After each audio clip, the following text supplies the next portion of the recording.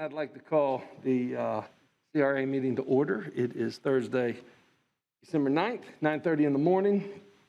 It's great to see everybody. Colleagues, we got a long day. Two big meetings today, so let's get to the business at hand. Mr. Director, do we have any agenda modifications? Yes, Mr. Chairman. We have, Speak up. oh, sorry, excuse me. Yes, Mr. Chair. We have, we're adding the DRC chair. He will give a presentation during a presentation section. And there's a modification for 7.01. The document that was attached was an old version, and we've modified that and updated that. So you all have the new version, but some may have downloaded the older version, so we wanted to notify everybody about that. Excellent. Any questions? Great. Seeing none, let's keep moving forward. Our presentations. Are we going to hear? Oh, sorry. Dr. Kim, thank you. As the chair of the Greater Frenchtown Southside CRA Citizens Action Committee, thank you for joining us. You're doing a great job. Thank you. Floor is yours. Good morning, board members, again. And thank you for this opportunity to update you on the two recent CAC meetings. Since the last board meeting, we had two CAC meetings, which the board meeting was on October 28th, and the CAC met on November 1st, as well as December 7th. At the most recent meeting, we approved our meeting dates for 2022. Our optional meeting dates align fairly well with the board meetings. They're about 2 weeks apart, with the CAC meeting being prior to the board meeting. So we plan on using those meetings to discuss the matters that will come before the board. There are two specific items that I would like to bring your attention to today. First is the eligibility criteria for CAC membership, for which I've sent you a letter on behalf of the CAC. I will not read the letter verbatim, but will take this opportunity to summarize the key points. As you know, Mr. Walter McDonald served on the CAC until May 28th of this year. The CAC was notified at that meeting that he could not further continue to serve on the CAC because he did not live in the neighborhood.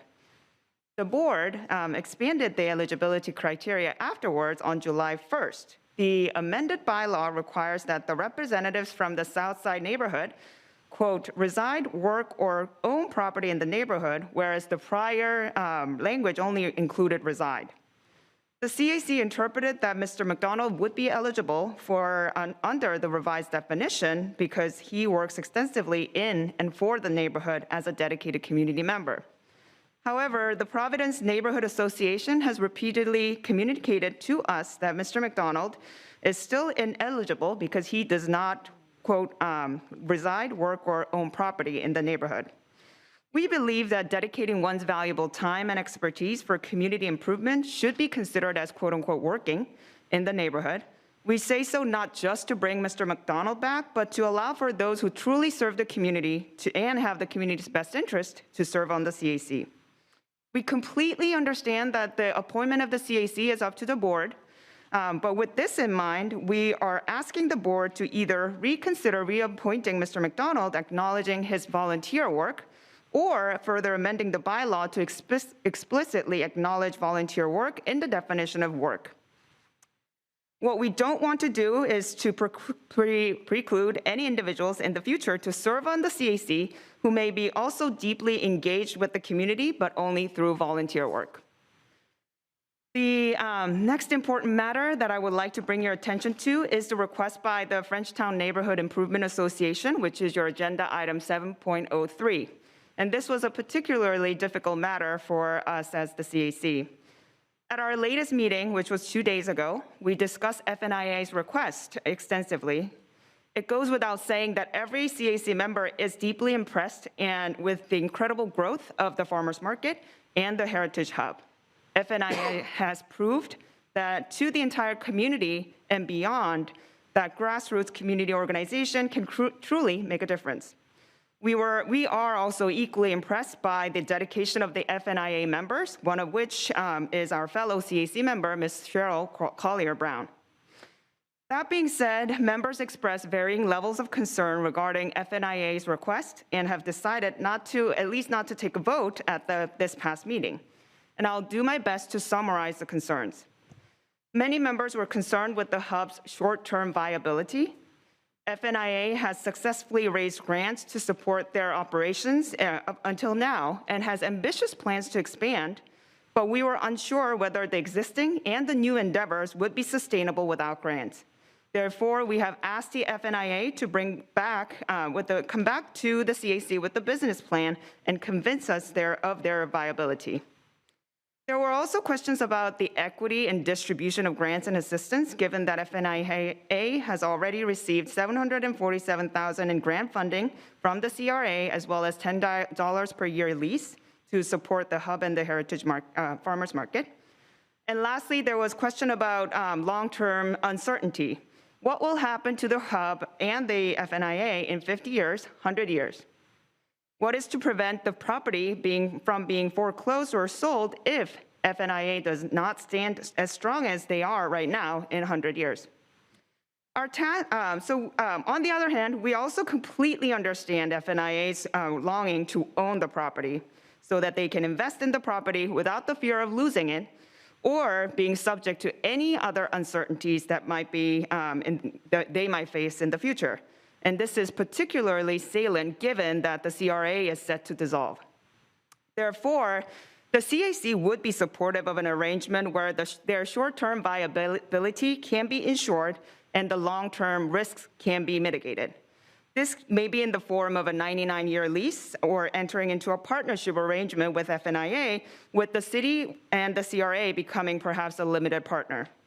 We have asked the CRA staff to come back to us with some solutions, and we look forward to reviewing them. And that will be all from the Greater Frenchtown Southside community. Thank you again for this opportunity to update you on these matters. Dr. Kim, thank you very much. Any questions for Dr. Kim? Excellent. One thing. Sure, Commissioner Williams-Cox. Dr. Kim, we did receive your letter regarding Mr. McDonald. Did you send that report that you just gave? Sure, The I complete can, report? the statement, Okay, the statement, yeah, what you just reported on. absolutely, If you could. absolutely, I All can do right. that. And I'll be here yeah. Question, Commissioner Thank Porter. you. Good to see you, Dr. Kim. So my question is, your expectation then, and some of this maybe we'll talk about when the FNIA item comes up, but I'm curious, I mean, so have you not yet had an opportunity to review the financials that I think has the CAC, so the CAC has not viewed that, and you're expecting that to come back to you? That is correct. Okay, all right, thank you. All right, any other questions? Great, thank you. And I'll be here if there are further questions. Thank you. Sounds great. All right, our next presentation. Mr. Eric Davis, Mr. Davis, good to see you, sir. Remind us your role. Eric Davis, Chair of the Downtown Redevelopment Commission. Thank you all.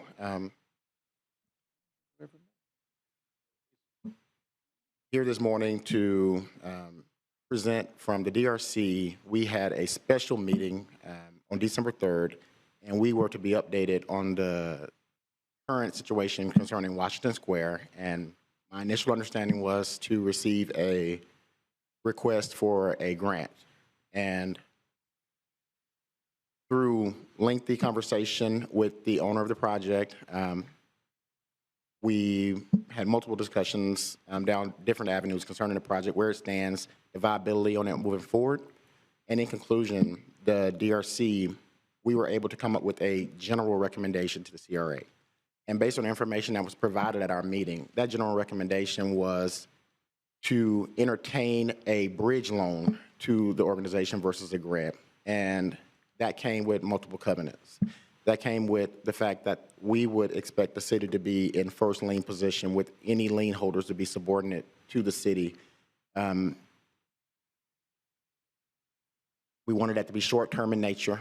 The discussion was around general bridge term loans to be decided at a later period of time, but again, short-term was the key.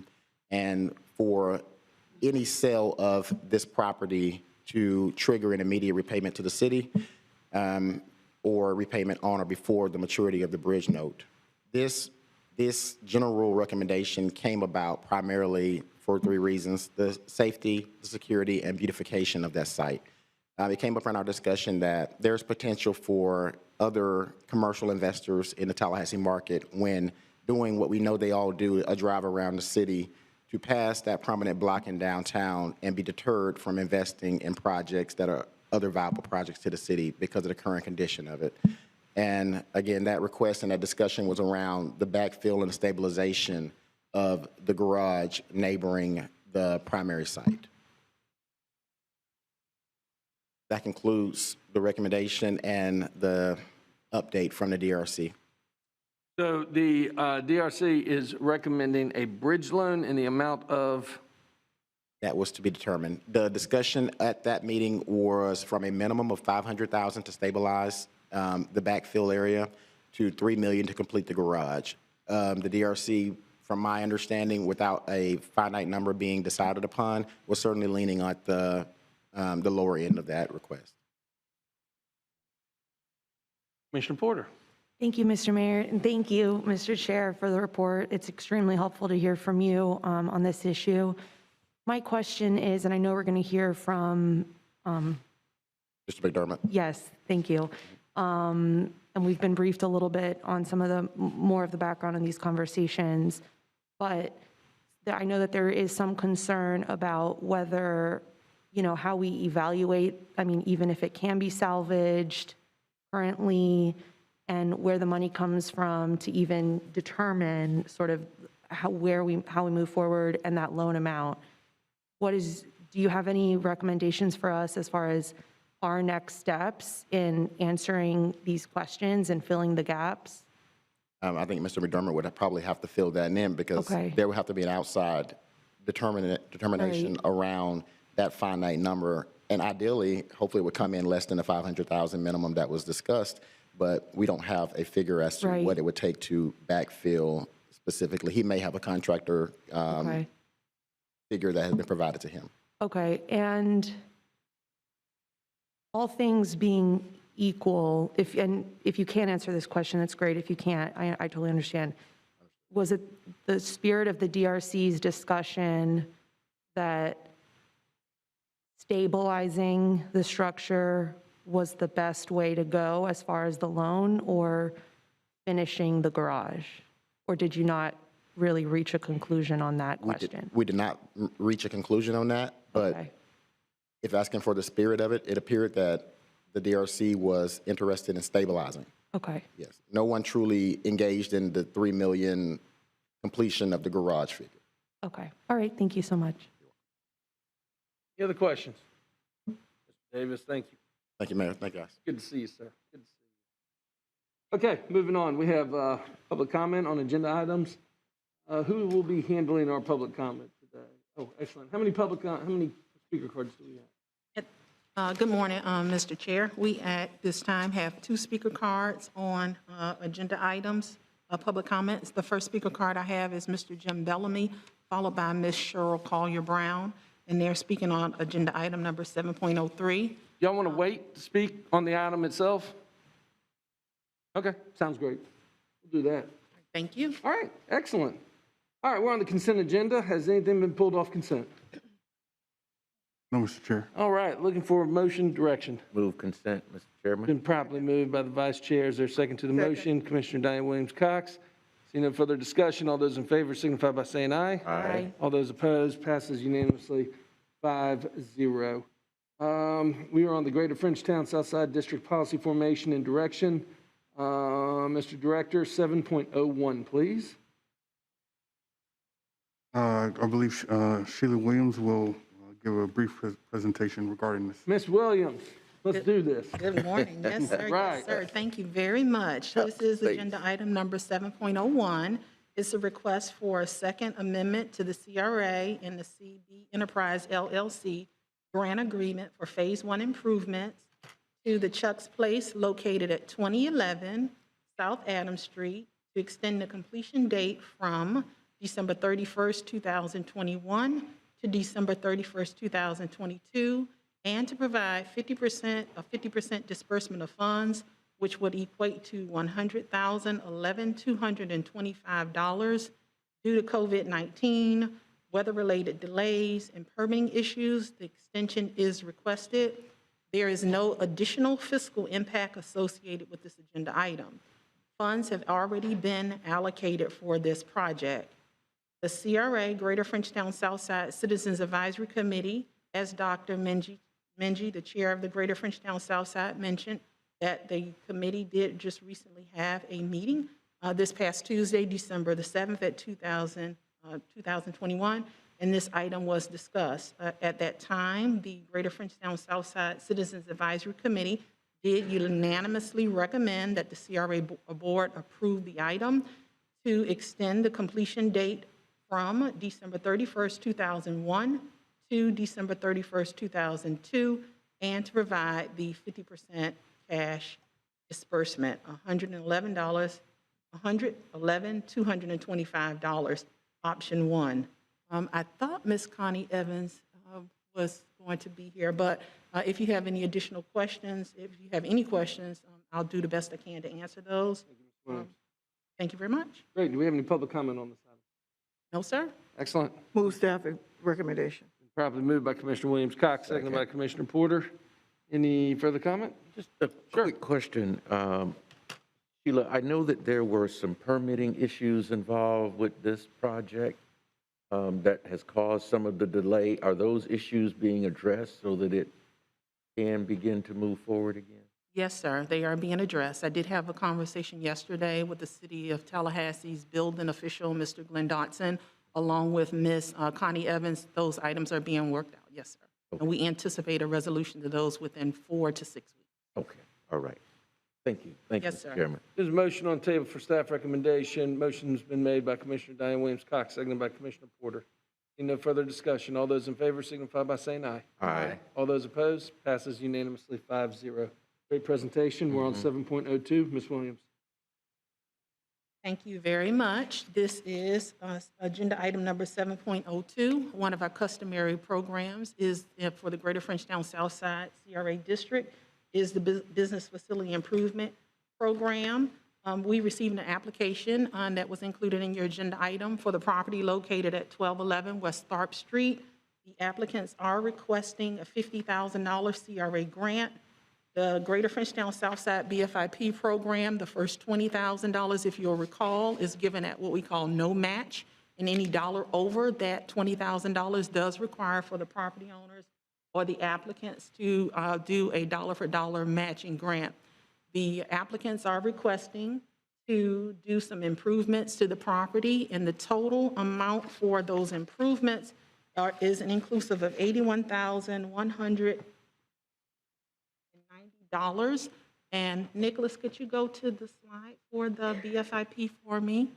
And that is going to include some improvements, eligible work items to include commercial pressure washing, commercial exterior painting, roof repairs, new windows, facade repair, new exterior lighting, new signage, erosion mitigation, and some landscaping work.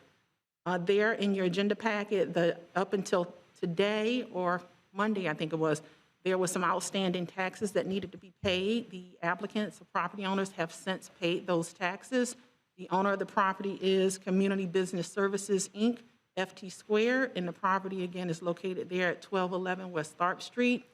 This project is estimated to have job creation of 12 temporary construction jobs, 15 full-time permanent jobs, and 14 part-time jobs. Staff has found that the application and the submittal is sufficiently complete, and we're recommending that you approve that consistent with the agenda item as the option included in that agenda. Excellent. Ms. Williams, do we have any public comment on this item? We do not have any public comments on this item, sir. All right, let's turn it over for discussion and direction. Move staff recommendation. Commissioner Matlow has properly moved staff recommendation, Second. which is option number 1. Approve the application for grant funds. Is there a second to the motion? Second. Seconded by Commissioner Porter. Any discussion? Seeing none. All those in favor signify by saying aye. Aye. All those opposed? Passes unanimously 5-0. 7.03, Ms. Williams, are you going to be presenting this one as well? My colleague, Sherry Curtis, will be doing this All one. right, Ms. Curtis is presenting this one. Sherry, how are you doing? Well, Mayor, thank you so much. Excellent. Good morning, board members. Morning. As you've already heard from our Greater Frenchtown Southside Citizens Advisory Chair, Dr. Kim. On Tuesday, December the 7th, the CAC reviewed this item and had concerns with the organization's long-term sustainability. The CAC voted to table their recommendation until the Frenchtown Neighborhood Improvement Association could provide financial statements as well as a business plan so that we could determine if the long-term sustainability exists. As of the date, staff has not received any financial statements. However, we are waiting on those statements from the Frenchtown Neighborhood Improvement Association. Currently, the CRA has provided over $747,000 in grant funding to support the Frenchtown Heritage Hub and Farmers Market. They are currently leasing the property from the CRA. They're in their second 3-year lease. The lease is scheduled to be, expires on February 28th, but it is up for renewal as of March 1st. And currently, the NFIA has indicated that they are planning to expand the property if they were to receive donation of the property, and they wanted to also relocate a parking lot for the property if they were to receive it. We did ask the City of Tallahassee's real estate office for a basic appraisal on the property, and currently the property values at over $300,000. So with that, it concludes my brief presentation for this item. And basically, at the CAC meeting, staff did recommend that we enter into a 10-year lease with FNIA, subject to renewal based on meeting lease agreement terms. And at that time, the CAC chose to table it to their next meeting until we receive additional information. Curtis, thank you so much. Appreciate it. All right, we have 2 speakers on this item, I believe, Ms. Williams? That is correct. Okay. We have Mr. Jim Bellamy, and then followed by him would be Ms. Cheryl Collier-Brown. Name and address for the record, please. You'll have 3 minutes. Mr. Bellamy, thank you so much for joining us this morning. Good to see you.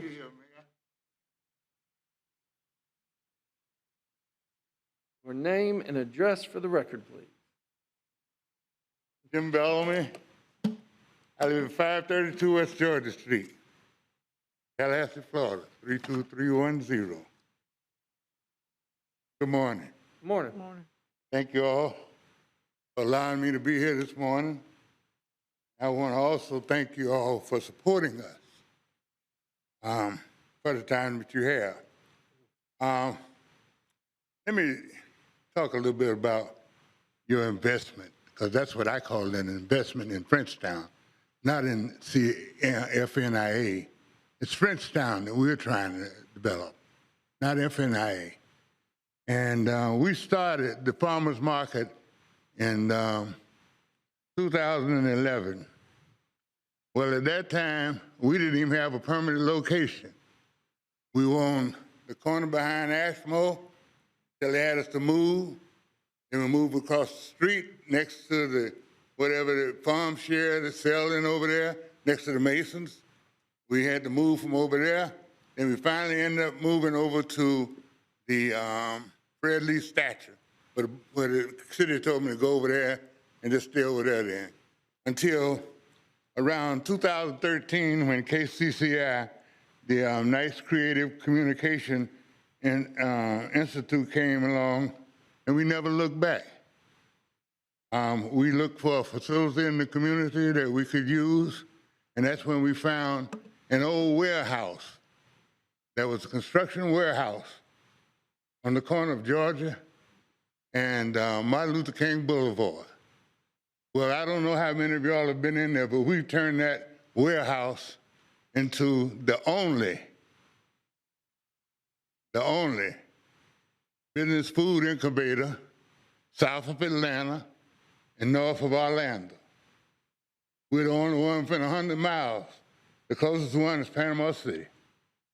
So, I mean, that's what we've done with that. Now, we talk about the question of the 48, I just keep saying $800,000 that you all have invested.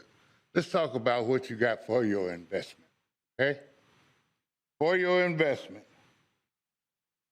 first of all, we got the building, okay? Which we use every Saturday for a farmer's market. And we have not only people from Frenchtown neighborhood, but people from all over the city that comes to the market.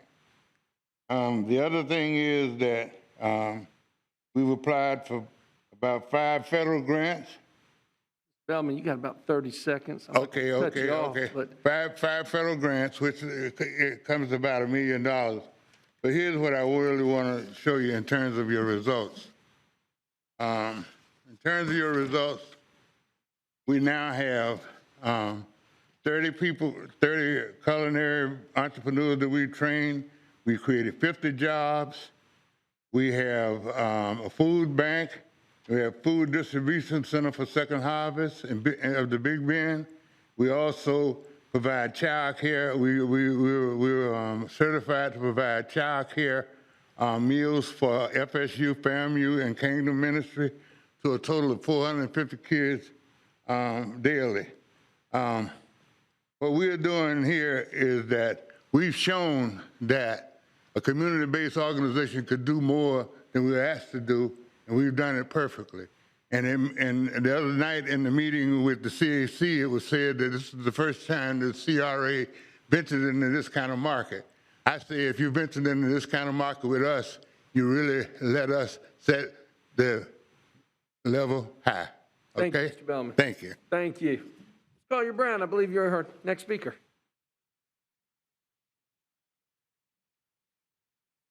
Again, your name and address for the record, please. Good morning. Good morning. Good morning. Cheryl Collier-Brown, 217 West Brevard Street. I'm not going to stay up here and let the light flash on me, et cetera. You all are aware of what we have accomplished down there on that corner and what we plan on attempting to accomplish. I'm listening to the monies that you all disperse, and you know I don't come up here and be adversarial or angry, but I'm looking at other entities that have requested money, and I raised that up at the CAC meeting. If you read the notes, you understand.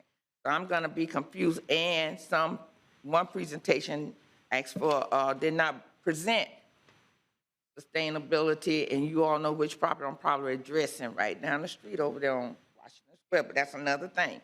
All we want to do is try to get more done on that corner. Now, I know they're telling us that we'll come back and we're going to work, et cetera, but I want to see some due diligence and we work together to get this property done. Because I've listened and looked around, and you can correct me and call me and we can talk about it, but I'm not going to take it up. But we need to make sure it's some sustainer and Frenchtown is valuable. And we've shown you down there on that corner, that's what we want to do. So you need to consider that and stop having us to jump through so many hoops, because there's other things, other fundings that's coming out that's been controversial as well. So I'll be watching it with due diligence to see what's going to happen with the other fundings. And that's all I'm going to say right now, because I don't want to get upset and get angry or frustrated. Thank you. Thank you. Do we have any other speakers on this item? No, sir. Okay. Let's turn it over to discussion. Commissioner Williams-Cox. Mr. Mayor, let me just tell you that Cheryl Collier-Brown is a fine retired teacher, and I think we just got schooled. I had, I guess, a couple of questions. One was that we have invested $747,000 from 2015 to 2019, and we don't have any financials on this organization. We should have some financials already somewhere, and all they should have to do is maybe provide 2020 and 2021 if that's an issue. So I got to believe we got some financials somewhere. I don't know who I'm looking at, but I'm just making a statement. We should have some financials. Ms. Curtis? Yes, sir. Yes, ma'am. We do have financials from 2019. We don't have any recent financials, and they have secured some additional contracts since the pandemic. So we're looking for more up-to-date financials, because when we did a grant for them for $100,000 in 2019, we did request to get financials from them at that time, but we're currently requesting the most recent financials from them. So you're needing updated for 2 years, and see that's different. That, you know, so let's set the scope. We need 2020 and 2021. Yes. Okay. All right. The other thing is, and this is for Mr. Bellamy, is this a part of the Frenchtown Neighborhood First Plan? Yes, it is a part of the first time Mr. Bellamy, I'm going to need you to come to the microphone if you don't mind.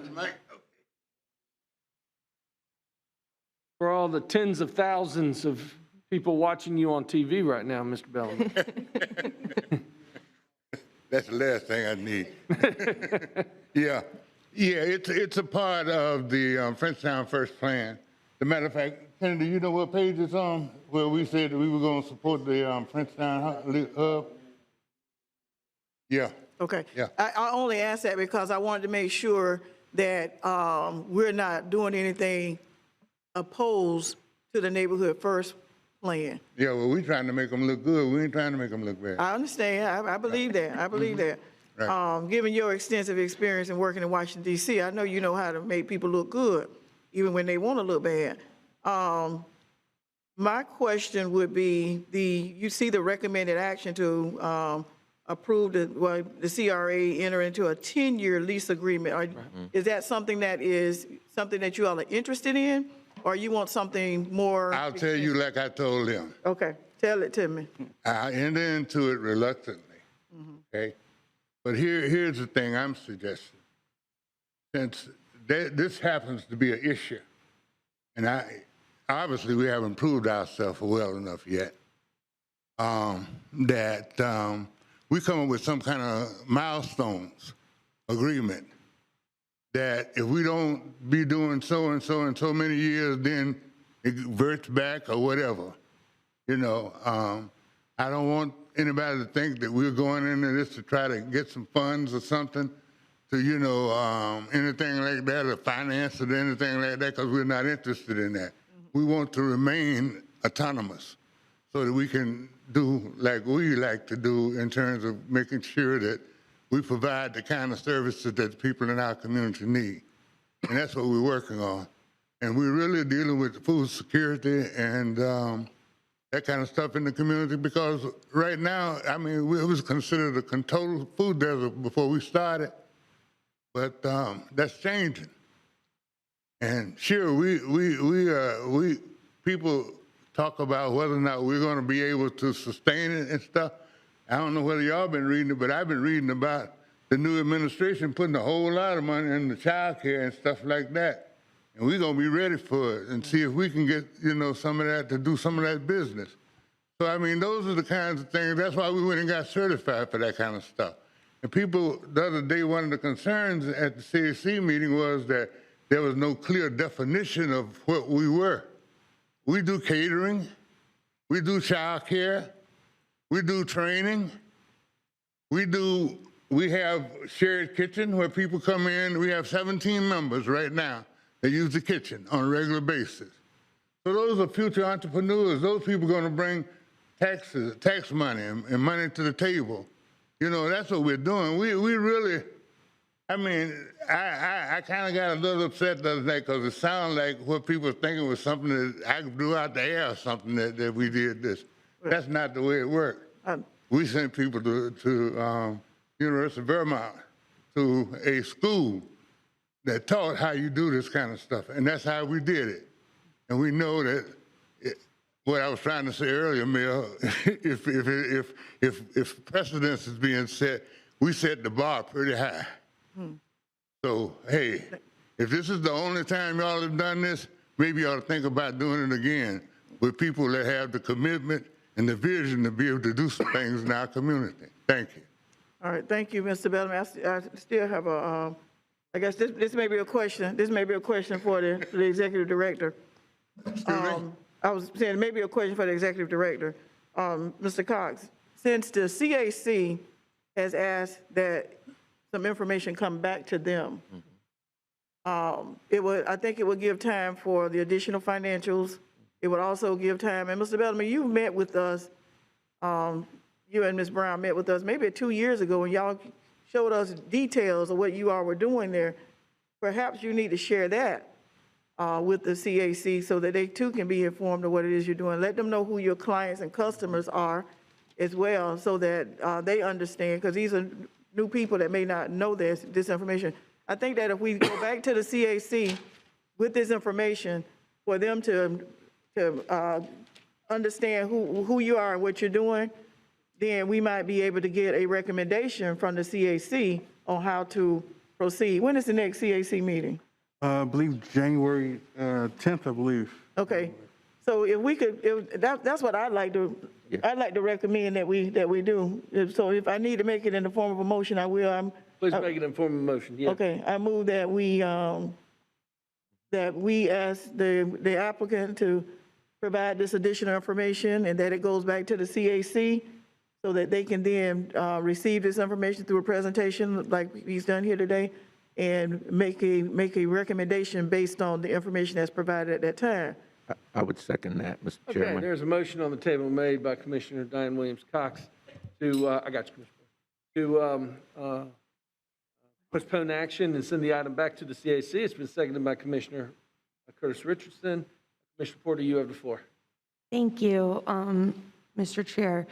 I support the motion. I support the project.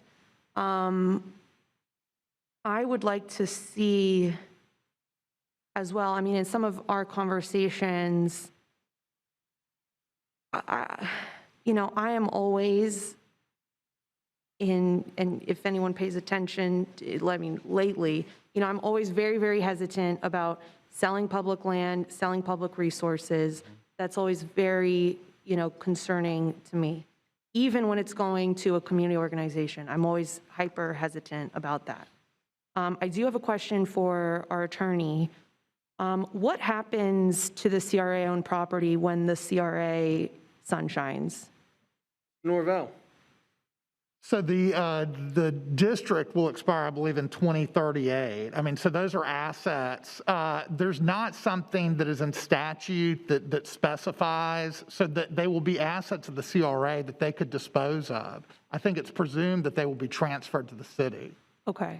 But it will be the discretion of the board at that point of how they want to dispose of the assets. Commissioner Porter. Okay, thank you.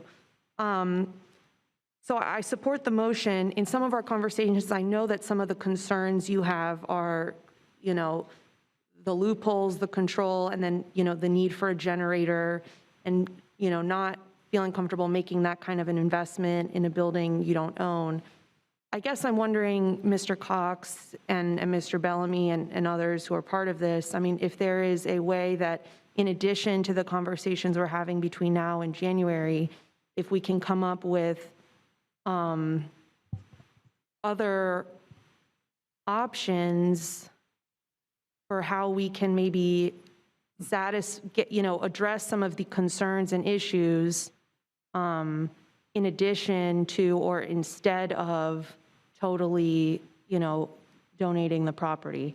That's not to say that I'm not open to that discussion either, but I don't want to get to a point, I guess I just want other solutions on the table, if there are any, as options for meeting their needs, because it seems to me like there might be other ways we can address these concerns. But I am still open-minded. I just want to make sure, I would love to see more of that conversation to see if we can address those issues as well so that we have as many options as possible when we come back. Because I know that the lease is going to be up in February, so I don't want to, I just want as much information as possible. Thank you. Got Commissioner Richardson and Commissioner Matlow. Real quick question. Your current lease is a 3-year, $30 lease, correct? Yes. $30 for 3 years. 10. $10. Yes. $10 a year or $10 for all 3 years? $10 a year. Okay. Commissioner Richardson and Commissioner Matlow. Thank you, Mr. Chairman. I, like Commissioner Porter, am reluctant to sell public property.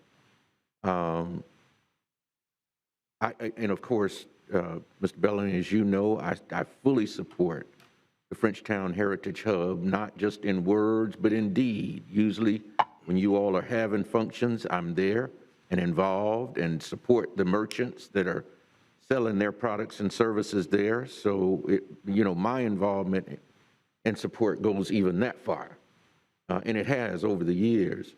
But I have that same reluctance. And I seconded the motion because I think it is important that we have the CAC involved in this, continue to be involved in it.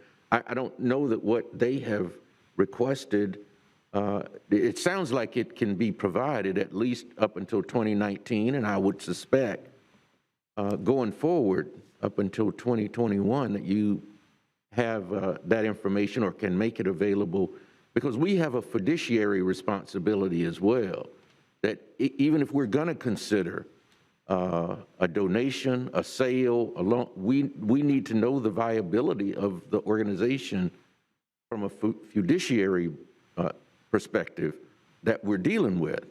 And so that's why it's being asked that we be presented with the financials to make sure that the organization is solvent, not just in the short term, but how you will sustain yourselves on a long-term basis. That's our fiduciary responsibility as a board. And so we're going to work with you. We're going to direct,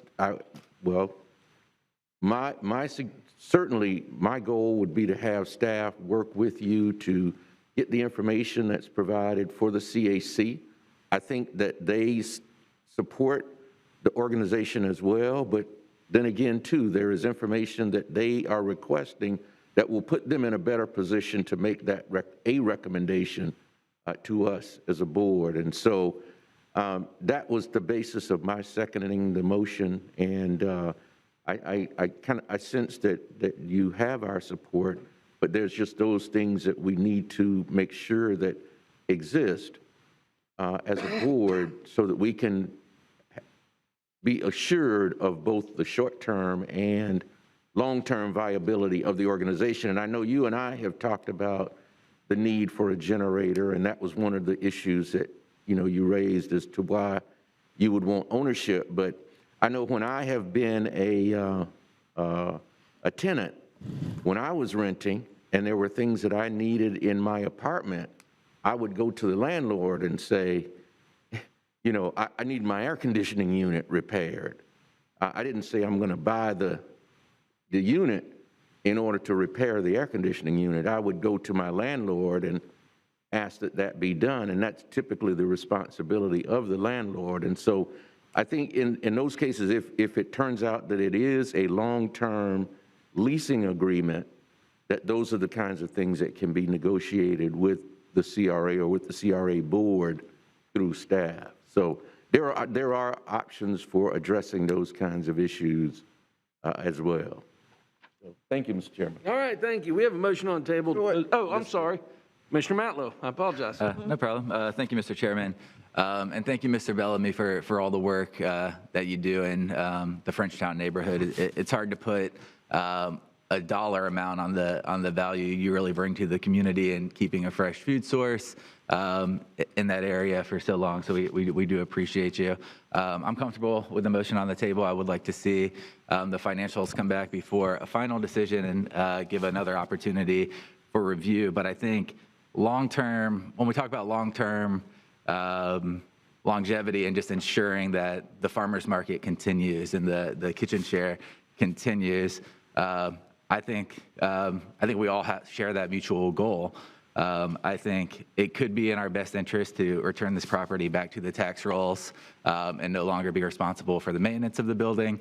But I do think it would require for me the assurances that the farmer's market would continue and a lot of the other actions would continue. So as we explore the conversation, what I would propose is looking at a loan to the FNIA to purchase the property that would be forgivable.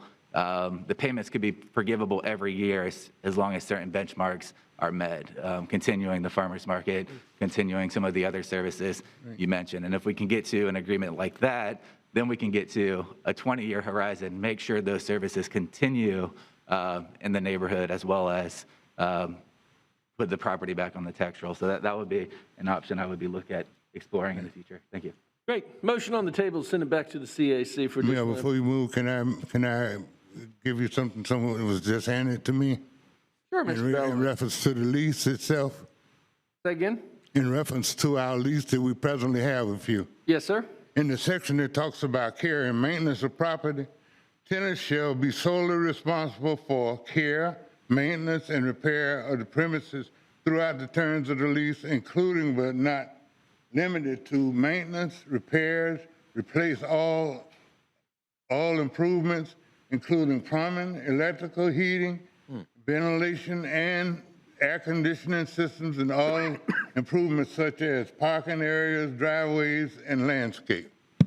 That's what the present lease says. Understood. Yeah. I mean, and that's what we're doing now. That's what we've done for the last 6 years. So, I mean, what's the difference? We don't own it. All right. Thank you, Mr. Bellamy. Motion on the table, send it back to the CAC for additional information. Motion was made by Commissioner Diane Williams-Cox, seconded by Curtis Richardson. All those in favor of the motion on the table signify by saying aye. Aye. All those opposed, passes unanimously 5-0. Mr. Mayor, Yes, ma'am. if I could point, not to beat this dead horse, but if I could point to something in our agenda item where there has been some precedent set. The NAACP building, Delta Kappa Omega Providence, and French Town Quarters, those items have, and I just want to say this, I know it's going back to the CAC, but I want to remind us that this ain't new. This has been done before. And if the lease is requiring the tenant to do all of the work, and all we're doing is collecting $10 a year, and they're doing everything else, then we more or less have already done something that hasn't been formalized. So I just want us to keep that in mind as we contemplate what our next steps might be. So this is not foreign territory. That's all I'm gonna say about that right now. Thank you. Appreciate that. Ms. Curtis, wonderful job on the presentation. We certainly do appreciate it. We are moving on to both district policy formation and direction, 9.01, the fiscal year 2021 City of Tallahassee Community Redevelopment Agency budget closeout. Ms. Curtis, are you going to be presenting on that as well? Yes, sir. Mr. Cox, you are so lucky to have such a talented Oh, yes, staff he is. that is handling all these incredible items for you. sir. Don't I know it? Making him look good. Ms. Curtis, let me- please. Let me ask a question. Sure. Ms. Williams-Cox. I may have missed this, and maybe there was a mod, but did we skip the downtown district policy formation and direction? There are no items for the downtown district policy formation. But We will have a speaker on unagendaed items. okay. I am assuming we will have a speaker on Okay, because unagendaed items. I want us to make sure we talk about that. Oh, yeah. Before we leave here today. Absolutely. Ms. Curtis, please proceed. Good morning again. Agenda item 9.01 is the fiscal 21 budget closeout report for the CRA board's acceptance. The report highlights the differences between the adopted budget and the actual expenditures or allocations for fiscal year 21. For both the Greater Frenchtown Southside District and Downtown Districts, the adopted revenues were $22.4 million. The actual revenues for both districts were $22.6 million due to additional income from the sale of stormwater capacity at Cold Chute Pond and year-end interest in the Greater Frenchtown Southside District, and then additional miscellaneous income of $1 million in tourist development tax for the Lemoyne Arts Center in the Downtown District. The adopted operating expenses for both districts were approximately $939,000. The actual operating expenses were $867,000, mainly due to lower expenses in temporary wages, contractual services, and professional fees. The adopted capital expenditures were $17.2 million for both districts. The actual capital expenditures were $18.4 million. You have a detailed breakdown of the revenues and personnel and operating expenses, as well as the capital expenditures in your agenda item under attachments 1 and 2. I'll be glad to go into more detail with you if you have any questions. Currently, staff is recommending option 1 to accept the fiscal 2021 operational and capital budget closeout report. Ms. Curtis, thank you so much. Ms. Williams, do we have any speakers on this item? We do not, sir. Excellent, thank you. I'm looking at my colleagues for direction, comment. Move staff recommendation, option number 1, Mr. Chairman. Second. The Vice Chair, Curtis Richardson, has properly moved staff recommendation option number 1, seconded by Commissioner Williams-Cox. All those in favor of the motion on the table signify by saying aye. Aye. All those opposed? Passes unanimously, 5-0. All right, do we have any other business to come before the CRA today, Mr. Cox? No, Mr. Chairman. All right, we are on public comment on non-agenda items. Ms. Williams, do we have any citizens that wish to speak on non-agenda items? We do. At this time, I do have one speaker card for Mr. Ken McDermott, and he's listed financial assistance for 227 South Calhoun Street, Washington Square, site stabilization. Mr. McDermott, your name and address for the record, sir, and you'll have 3 minutes. Ms. McDermott, thank you so much for joining us. We appreciate it. Ken McDermott, manager of Fairmont Tallahassee, which is the owner of 227 South Calhoun Street, where the Washington Square project is, well, the foundation and the garage, 440-car parking garage, are about 80% complete. We are asking today that you give us some financial support so that we can do immediately do site work that's important. I'll go into that in a moment. But we have had this board's support and the city's support since the very beginning of this project, and we. Ms. McDermott, I need you to speak up just a little bit, if you don't mind. We've had this city's support and the CRA's support for this project from the very beginning, and we very much appreciate that. We're grateful for what you've done for us in the past and continue, the patience that you have continuing. Unfortunately, for some time now, market conditions have been such that there hasn't been traditional financing available for hospitality and office construction projects. And so we are talking with investors and developers on a weekly basis, purchasing or joint venturing the project, but nothing has come to fruition. And I would like to be able to backfill the void that's between the east side parking garage and our foundation, Calhoun Street and Jefferson Street. That void between the shoring and the concrete structure is 4 to 5 feet. And we've met with contractors and masons, and my surveyor was there yesterday working on it. We're calculating the volume of the material that has to go in to fill that void in order to stabilize the shoring, make certain that Calhoun Street, Jefferson Street, and the east side garage are safe and secure. This is something that we've been discussing with some members of the commission and with your boards, for instance, the Economic Vitality Committee, the Blueprint Group, and I think that the county and the city have the resources with these various organizations to support either just the basic backfilling or continuing right on through to the completion of the garage, or even purchasing the site with the idea in mind of whether Clayman Plaza arrangement, where the garage is owned by the city. And the fact that the east side parking garage next door needs repair, or there's talk about it being demolished in 2025. The lease is up. Having a fully completed 440-car parking garage available for that time when the east side garage maybe is not available is a very wise thing. And so we'll entertain any and all options. We continue to try and get developers interested. And having the city's support for this backfill request will go a long way to actually making investors feel comfortable that the city supports. So anything that you can do to help us, we would very much appreciate it. Thank you, Mr. McDermott. If there are any questions, I'm delighted to either answer them now or after the meeting. Okay. Do we have any other comment on unagended speakers?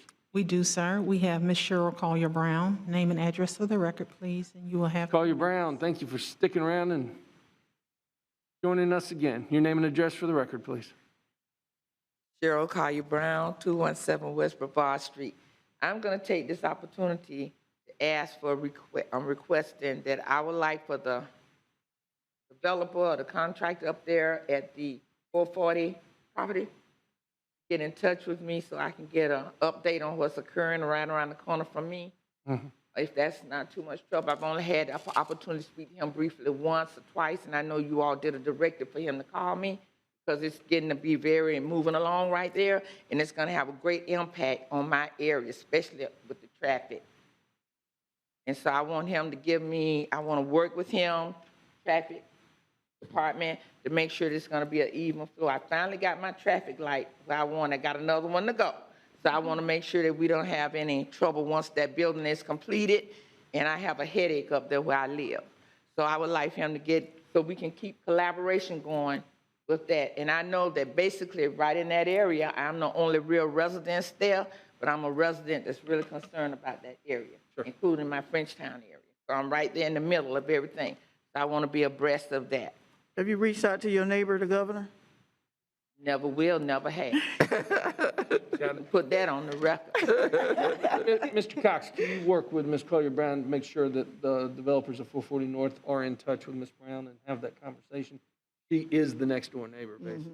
Absolutely. Unfortunately. And, Absolutely. Thank you. Yeah, that would No, be I'm great. supposed to discuss. I brought it up. There we All go. right, thank you. Great. All right, Ms. Williams, do we have any other speakers on unagended items? We do not, sir, at this time. All right, anybody else here that'd like to speak on unagended items? All right, for the good of the order, let's start it off. Commissioner Porter, you want to start us off? Sharing of ideas? Sure, thank you. Well, first I wanted to say to Mr. Cox, it's been a pleasure serving with you just these past couple of months. I'm excited to see what next year brings for the CRA. I do want to address, I think I've made my position clear, as well as I think the board in the past has made its position clear. So I'm not trying to beat a dead horse on this issue of Mr. McDonald. But I think given the entire CAC showing their support, I acknowledge Mr. McDonald's work as work. I think that's fair. I don't think I don't support changing necessarily the bylaws. I don't think we need to do that. But I do support Mr. McDonald sitting on that board. So I would make a motion. So what is the update with that? Has the seat has still not been filled? Okay, the seat has still not been filled. Okay, in that case, I would make a motion that we reinstate, that we waive the bylaws, or, I think that is a fair interpretation of the bylaws, and that we reinstate Walter McDonald to the CAC board. Second. So the motion on the table, Commissioner Porter, is to reinstate Walter McDonald on the CAC. I believe so. Is that not the CAC recommendation or request? Dr. Kim, thank you for joining us again. Right. So that is correct, that the CAC has asked the board, or is encouraging the board to reconsider reappointing Mr. McDonald and acknowledging his volunteer work as legitimate work as defined in the CAC bylaw. And again, to be clear, we're not necessarily saying so just to get Mr. McDonald on board, but we don't want to preclude anyone from joining the CAC just because even when the person is dedicating substantial amount of time and effort to the community through volunteer work. So that's the intent of the CAC's recommendation. Excellent, thank you. On point. On point, Commissioner Williams-Cox. That would require bylaw change. Yes. We can't waive the bylaws. It would require a bylaw change. That's it. Because if it's going to go beyond Mr. McDonald into anyone, it requires a bylaw change. On point. On point, Commissioner Porter. Thank you. Well, there's two separate recommendations. One would be bylaws change and one is not. We have waived eligibility requirements before, so reinstating Mr. McDonald does not require a bylaws change. Maybe perhaps I'll make a clarification of our position. So as we interpret the bylaw, which says reside, work, or own property in the neighborhood, we believe that volunteer work is a legitimate work, meaning that there is no need to change the bylaw because anyone who is dedicating their time as a volunteer and contribute to the community is legitimately working, which would be eligible under the current revised bylaw. Or at least that's how the CAC is interpreting. So this is not two separate recommendations. It's in terms of, it's a matter of interpretation of what that work is in the CAC bylaw. Commissioner Matlow. Thank you, Mr. Chairman. Mr. Nerville, if our board interprets work the same way as the CAC, would that allow for Mr. McDonald to serve, or is there a legal definition of work that would need to be changed? So Commissioner, the bylaws that were amended use the term work, which is not defined. So that is still open to interpretation. I mean, we do have a legal opinion, again, just interpreting the language, that work would customarily mean paid employment. But these are your bylaws. If you want to interpret them, that work means volunteer service, I think it's within the realm of possibilities. My recall is that the appointment is the prerogative of the chair too. So right under the bylaws, Mr. McDonald was deemed to have vacated the position when he was no longer eligible under the old one, or under the old bylaws. So for him to serve, he would need to be reappointed by the chair. But if you deemed him to be eligible under the work rule, that's within the realm of possibilities. I will, of course, defer to the city attorney, but that's my understanding. Thank you, Mr. Norvell. I agree with the interpretation to, if you're showing up every day and you're putting in hours, to me, that is work. I agree, and that's what we're looking for in our community representative. So I would agree with that interpretation. We have our city attorney. The city attorney is coming forward because I know she's given an opinion on Madam this. Attorney. So I just want to make sure that, I think Mr. Norvell is correct. You could interpret it that way, but historically, when we have used those terms in the city commission's bylaws, work has meant work for pay. And so you have to consider the implications of what you're doing. So that means anyone who volunteers in that area could be considered for that position. And so it's not just Mr. McDonald, who is an outstanding person, as I understand it, and has done tremendous work, but it does have an implication beyond one person. And I think one of the things that you've tried to do is have that real connection for Frenchtown and as you consider whether you want to expand your interpretation, consider that you've never done that before and what the implications of that would be. Commissioner Williams-Cox. Mr. Mayor, and I guess, Madam Attorney, is there anything that would preclude Mr. McDonald from being paid $1 a year by someone in the neighborhood to show that he earned, it's just payment. It doesn't have to be a set amount. It is not defined. $1 a year. The payment of $1 a year would be sufficient? He is now paid. And I had hoped that from all of this time, someone would have come up with a way for him to be paid. So I'm hoping that, having said that and finding that that is not illegal, that we can resolve this issue without continuing to go back and forth. Just get a man $1. And he'll fish for a lifetime. Right. Look, so Commissioner Porter, you do have a motion on the table. Look, the appointment is that of the chair. I am more than happy to put Walter McDonald back on the board. Look, this is a great position to be in. I mean, let's think about this. We have someone who loves the neighborhood, who wants to serve the neighborhood, who wants to be on the CAC. The CAC wants him on the CAC. We want him on it. Let's move forward and do it. So, I mean, if you want to withdraw your motion, it's moot at this time. I'm going to put him on. Okay. And we're good. So, all right. Okay. I also think we've spent too much time on CAC appointments, and I'm ready to move forward as well. Yeah. So, Commissioner Porter, you got the floor for any other comments.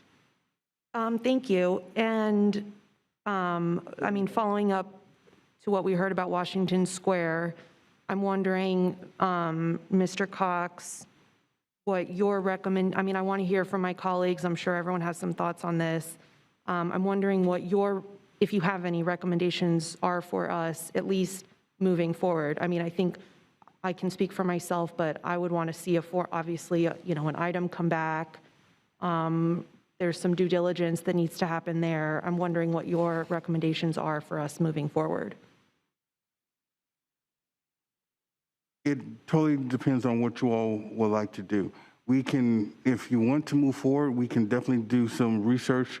The first thing we would need is a structural integrity analysis to determine is the structure is sound, and then look at what effect the structure has on the city's parking structure.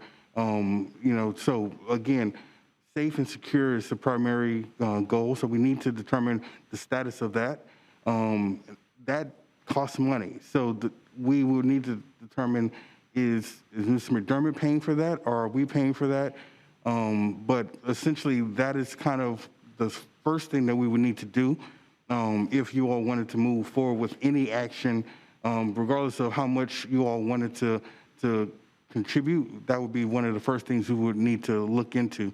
But if you all don't want to engage any further, it will stop there. Essentially, you all need to tell staff if you want us to do something.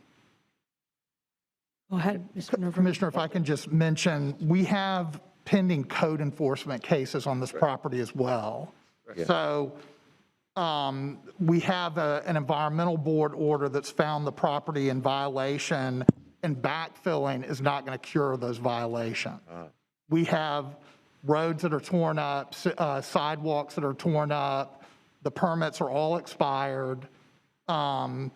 There's a separate code enforcement case just for the expired permits. So there's a lot that's involved. We don't know. Mr. McDermott mentioned that, some cost just to backfill, but we've talked to city engineering, county engineering. I'm told that those costs are hundreds of thousands of dollars at the least. So there's just a lot of moving parts here. Okay, thank you. I don't have any further questions, and I don't have any further comments. I assume we're going to talk about this a little bit more, so I want to hear what my colleagues think, but that's it for me. Thank you. Great, thank you, Commissioner Porter. While we were on that subject, I'll go ahead and weigh in. And Mr. McDermott, it is good to see you, and I've always enjoyed our relationship. This is business, and I'm just here to tell you right now, I am not interested in moving forward with this. That's my own personal position. All right, Commissioner Williams-Cox. Well. Tell us how you really feel. Yeah. Well, I do feel pretty strongly. I wanted to go back down memory lane on how we got here. Another commission, another CRA board, a few years ago, made an agreement not to move forward any more projects downtown that exceeded $2 million. A certain commissioner brought this and it went from there. So Washington Square came to be. Since that time, we have had to go to court to defend and be good stewards of taxpayers' dollars with Washington Square. It just seems to me that now that the fines have stacked up to the tune of $250 a day, that we're now in a position where, yes, we sued y'all and y'all won, but now we need you to help us because there's a hole in downtown, and if you all don't help us close it, then there's going to be a hole in downtown. I would like to explore what it would mean for it to become our project. If we're being asked for money to fund it, if we're going to fund it, then it needs to become city property. And then we can deal with it how we need to deal with it to close the hole in our downtown. I'm not interested in spending money on something that is someone else is going to own and might get investors and might do this and might do that. I'm interested in, let's find out what we need to do, City of Tallahassee, to close this hole downtown, to make our downtown safe, and not deal with having to go back and forth to court and dealing with code enforcement, because that too will probably end up in court. So I don't like this cycle we've been in for this project. Unfortunately, it did not happen. We had great hopes that it would, but it has not happened. And at some point, you have to figure out how to cut your losses and figure out how to move on. I'm ready to find out, explore, Mr. Cox, what it would take, and I don't know, I don't know, Mr. McDermott, I've not met with you. I'm sure you're a real nice person. But what we need to do, we've got to think about the greater good of our city. And I don't want to be known as the city with a hole in the middle of town. Right. So that's where I am with Washington Square. And on that note, let me say happy holidays. Yeah. Commissioner Williams-Cox, good point. Let me jump in, and I'll come to you. Yeah. Interesting point. That's a different point. If the owner of the property is interested in selling completely, drawing a full stop, I'm sure that there are a lot of people out there that would be interested in the property. That's a different scenario. I don't think we could do it through the CRA because we don't have the money at the CRA unless we bond out. Right, that's why I said City of It Tallahassee. would be a city item. But there's a whole process for that, appraisals and everything else. Okay? But that's not what I'm hearing. What I'm hearing is a partnership with a potential bridge loan, I believe, and that is not what I'm interested in. No, am I? And get involved in. So I think we're on the same page. Great. On point?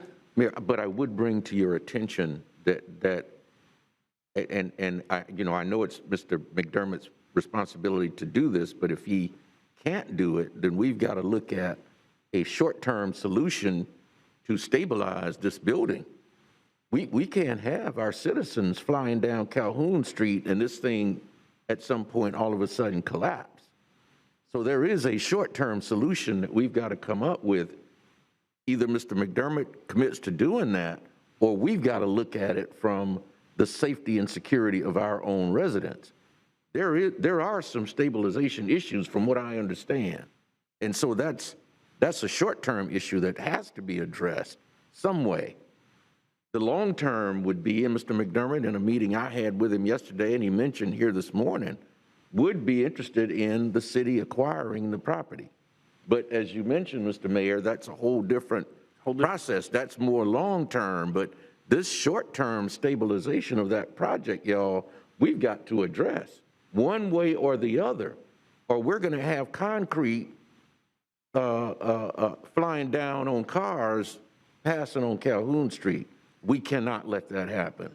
So that's where we are as far as I can determine. How we address that again, you know, we're going to have some conversation or have staff bring us back some recommendations, but that issue has to be addressed.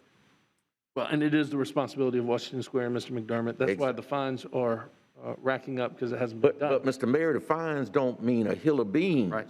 If concrete is coming down on cars driving down Calhoun Street. Right. I don't give a damn about a fine, but I am concerned about the safety and security of our citizens and I use that thoroughfare taking my daughter to school, so I have a personal interest in it, as well as a responsibility representing the citizens of the city of Tallahassee. Sure. Commissioner Matlow, you have the floor. Thank you, Mr. Mayor. I didn't bring anything on this for sharing of ideas, but I will weigh in on Washington Square.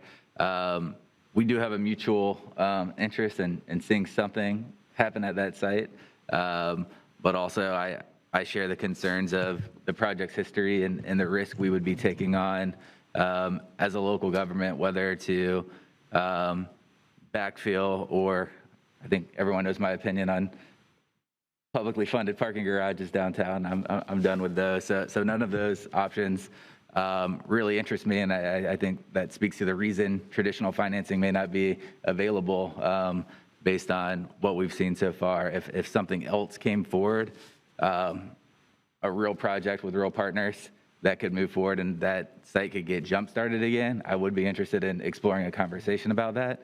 But just expending funds to backfill and then having that site vacant and backfilled doesn't really bring value to our downtown.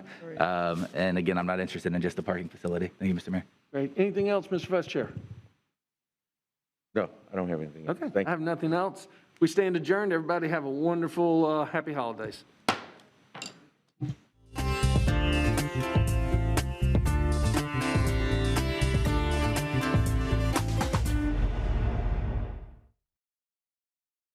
Thank you.